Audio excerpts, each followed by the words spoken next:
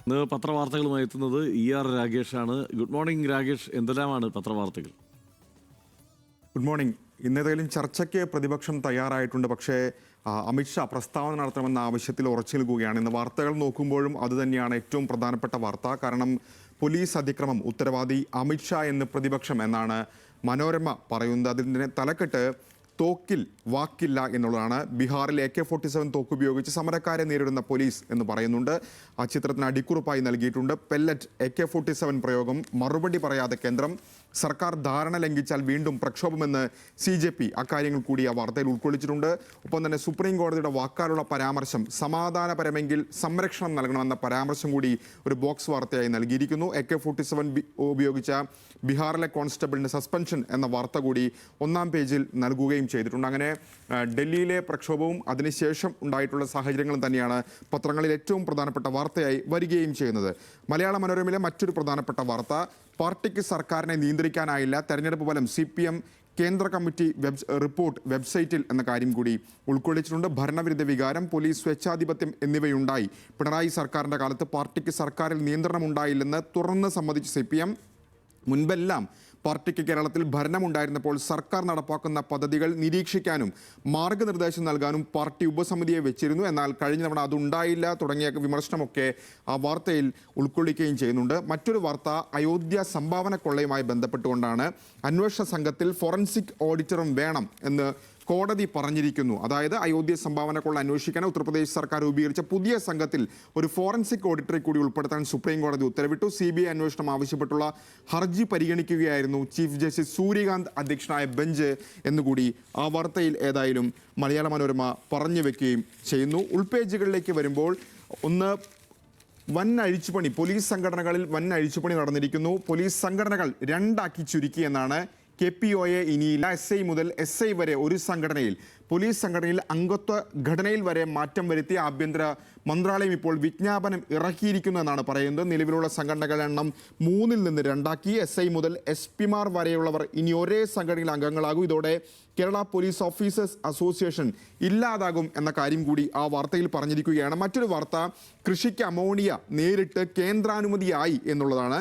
കാരണം രാജ്യത്ത് യൂറിയ ക്ഷാമം രൂക്ഷമാണ്. ഈ സാഹചര്യത്തിൽ കാർഷിക ആവശ്യത്തിന് അമോണിയ നേരിട്ട് ഉപയോഗിക്കാൻ കേന്ദ്ര സർക്കാർ അനുമതി നൽകി. 82% നൈട്രജൻ അടങ്ങിയിട്ടുള്ള യൂറിയയേക്കാൾ ചെലവ് കുറഞ്ഞതും മികച്ച വിളവ് നൽകുന്നതുമാണ് അമോണിയ എന്ന കാര്യം കൂടി പറയുന്നു. 3 വർഷത്തേക്കാണ് അനുമതി നിർമ്മാണ കമ്പനികൾക്ക് നൽകിയിട്ടുള്ളത് എന്ന കാര്യം കൂടി മലയാള മനോരമ റിപ്പോർട്ട് ചെയ്യുന്നു. കായിക പേജിലേക്ക് വരുമ്പോൾ അവിടെ കോമൺവെൽത്ത് ഗെയിംസിലെ ഇന്ത്യയുടെ മെഡൽ നേട്ടമാണ്. വനിതാ വെയ്റ്റ് ലിഫ്റ്റിംഗിൽ ഗ്വാനേശ്വരി യാദവിന് വെള്ളി, ബിന്ധ്യ റാണിക്ക് വെങ്കലം. അതിന് നൽകിയിരിക്കുന്ന തലക്കെട്ട് വെള്ളിത്തിങ്കൾ എന്നുള്ളതാണ്.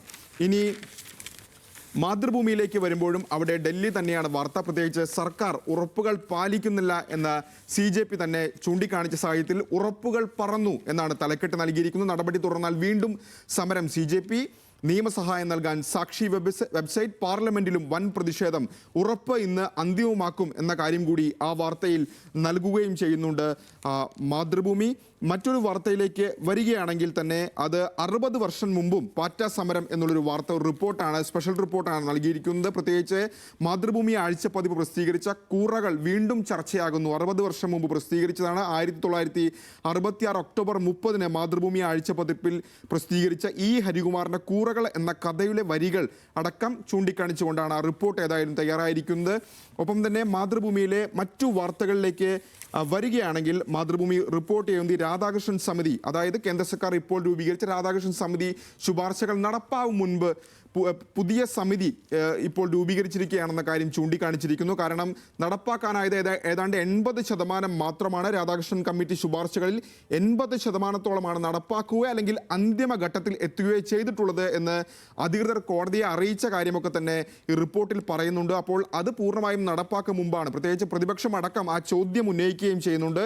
ആ ഘട്ടത്തിലാണ് പുതിയ സമിതി എന്ന കാര്യം കൂടി ആ റിപ്പോർട്ടിൽ പറയുന്നു. ഒപ്പം വിദ്യാർത്ഥി പ്രക്ഷോഭം പരാജയം BJP നേതൃത്വത്തിൻ്റെ കൂടിയാണ് തന്നെയാണെന്ന് കൂടി പറഞ്ഞു വെക്കുകയാണ്. കാരണം പാർട്ടിയുടെ പ്രതിച്ഛായ നഷ്ടമാക്കുന്ന രീതിയിൽ കാര്യങ്ങൾ നീണ്ടതിൽ BJP നേതൃത്വത്തിനും വലിയ വീഴ്ച ഉണ്ടായി എന്ന കാര്യം ഡൽഹിയിൽ നിന്ന് റിപ്പോർട്ട് ചെയ്യുന്നു മാതൃഭൂമി. കാരണം മന്ത്രിസഭയിലെ പ്രബലനായിരുന്ന ധർമ്മേന്ദ്ര പ്രധാന്റെ രാജിയിലൂടെ NDA സർക്കാർ വലിയ പ്രതിസന്ധി നേരിട്ടപ്പോൾ BJP സംഘടനാ നേതൃത്വം എന്തു ചെയ്യുകയായിരുന്ന ചോദ്യം ഇപ്പോൾ ശക്തമാണ് എന്ന കാര്യമാണ് ആ റിപ്പോർട്ടിൽ ഏതായാലും പറഞ്ഞു വെക്കുകയും ചെയ്യുന്നത്. ദേശാഭിമാനിയിലേക്ക് വരുമ്പോഴും അവിടെ നൽകിയിരിക്കുന്ന തലക്കെട്ട് പെല്ലറ്റ് ഡൽഹിയിൽ 7 റൗണ്ട്, AK-47 ബീഹാറിൽ 8 റൗണ്ട്. ആ 2 റിപ്പോർട്ടുകളും ചേർത്ത് വെച്ചാണ്. കാരണം പെല്ലറ്റ് ചീളുകൾ തറച്ച് 20കാരൻ്റെ കാഴ്ച നഷ്ടപ്പെട്ടു. മാധ്യമപ്രവർത്തകനും ഗുരുതര പരിക്ക്.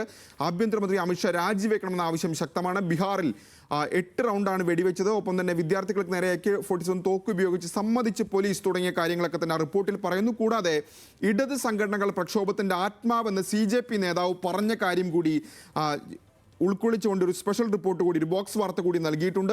പ്രധാനമന്ത്രി നരേന്ദ്രമോദിയെ മുട്ടുകുത്തിച്ച ധർമ്മേന്ദ്ര പ്രധാൻ രാജി എഴുതി വാങ്ങിയ ജന്തർ പ്രക്ഷോഭത്തിന്റെ ആത്മാവായിരുന്നത് SFI ഉൾപ്പെടെയുള്ള ഇടത് വിദ്യാർത്ഥി സംഘടനകളായിരുന്നു എന്ന് CJP സഹസ്ഥാപകനും നടനുമായ സുധീർ സാങ്വന്റെ പ്രതികരണമാണ് ആ വാർത്തയിൽ നൽകുകയും ചെയ്തിട്ടുള്ളത്. ഉൾപേജുകളിലേക്ക് വരുമ്പോഴും ഈ സമിതിയുമായി ബന്ധപ്പെട്ടുകൊണ്ടുള്ള റിപ്പോർട്ടാണ് ദേശാഭിമാനി തയ്യാറാക്കിയിരിക്കുന്നത്. അതിന് നൽകിയിരിക്കുന്ന തലക്കെട്ട് സുതാര്യത വെറും വാഗ്ദാനം, ചോദ്യചോർച്ചാ സമിതിയിൽ വിവാദ നായകരും എന്നാണ് അതിന് നൽകിയിരിക്കുന്ന തലക്കെട്ട്. ശാസ്ത്രവിരുദ്ധരും പദവിയിലിരിക്കെ വൻ വീഴ്ച വരുത്തിയവരുമാണ് സമിതിയിൽ എന്ന വിമർശനം ശക്തമാണ് എന്നാണ് ആ റിപ്പോർട്ടിൽ ഏതായാലും പറയുകയും ചെയ്യുന്നത്.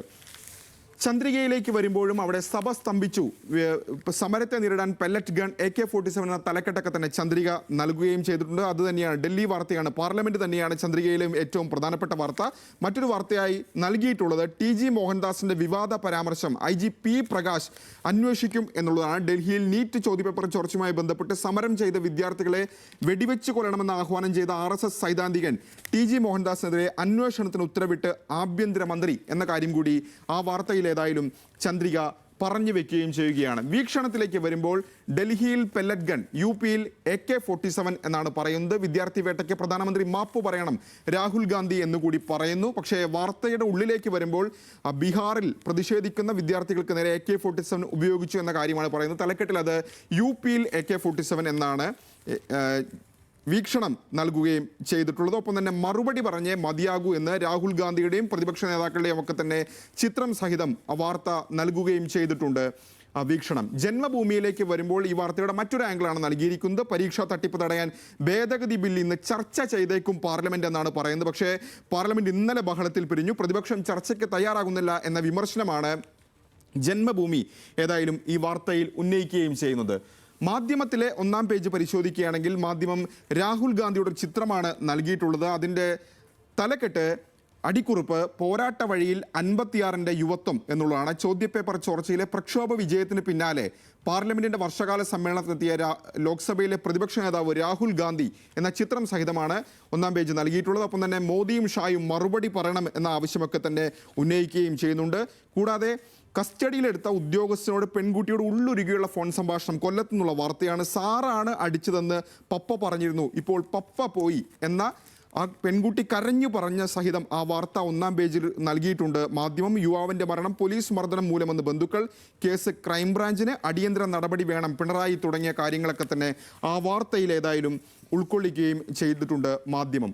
കേരള കൗമുദിയിലേക്ക് വരുമ്പോൾ കേരള കൗമുദി അരിയും ഗോതമ്പും ATMിൽ എന്നുള്ള വാർത്തയാണ് 1-ാം പേജിൽ നൽകിയിട്ടുള്ളത്. ഒഡീഷ മോഡൽ കേരളത്തിലേക്കും പണം പിൻവലിക്കുന്നത് പോലെ അരിയും ഗോതമ്പും എല്ലാം ഇനി ATMിൽ കിട്ടും. ഇതിനുള്ള ധാന്യ ATMുകൾ ഭക്ഷ്യവകുപ്പാണ് സംസ്ഥാനത്ത് സ്ഥാപിക്കുന്നത്. പദ്ധതിയുടെ പ്രാരംഭ നടപടി തുടങ്ങി എന്ന കാര്യം 1-ാം പേജിൽ നൽകിയിട്ടുണ്ട്. ഒപ്പം തന്നെ തിരുവനന്തപുരത്ത് ലോൺ ആപ്പ് തട്ടിപ്പ് കോടികൾ കവർന്ന സംഘം പിടിയിൽ എന്ന വാർത്ത കൂടി 1-ാം പേജിൽ നൽകുകയും ചെയ്തിട്ടുണ്ട് കേരള കൗമുദി.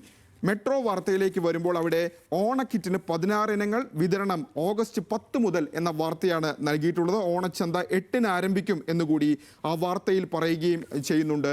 ഏതായാലും മെട്രോ വാർത്ത എഡിറ്റോറിയലാണ് ഇനി നമ്മൾ പരിശോധിക്കാൻ പോകുന്നത്. എഡിറ്റോറിയൽ നമ്മൾ പരിശോധിക്കുന്നത് സുപ്രഭാതത്തിൻ്റെയാണ്. പ്രത്യേകിച്ച് ഈ സമിതിയുമായി ബന്ധപ്പെട്ടുകൊണ്ടുള്ള വലിയ വിമർശനങ്ങളൊക്കെ ഉയർന്ന സാഹചര്യത്തിൽ അതുമായി ബന്ധപ്പെട്ട് തന്നെയാണ് സുപ്രഭാതത്തിൻ്റെ എഡിറ്റോറിയൽ. കണ്ണിൽ പൊടിയിടൽ സമിതികൾ ഇനിയും വേണമോ എന്ന ചോദ്യമാണ് സുപ്രഭാതം ചോദിക്കുന്നത്. കാരണം ചോദ്യപേപ്പർ ചോർച്ചകളിൽ ധർമ്മേന്ദ്ര പ്രധാൻ രാജിവെക്കേണ്ടി വന്നതിന് പിന്നാലെ പരിഷ്കാരങ്ങൾക്ക് വേണ്ടി ടാസ്ക് ഫോഴ്സ് രൂപവത്കരിച്ചിരിക്കുകയാണ് കേന്ദ്ര സർക്കാർ. ഇൻഫോസിസ് സഹസ്ഥാപകൻ നിലേക്കനിയാണ് അധ്യക്ഷൻ തുടങ്ങിയ കാര്യങ്ങളൊക്കെ തന്നെ അതിൽ പറയുന്നുണ്ട്.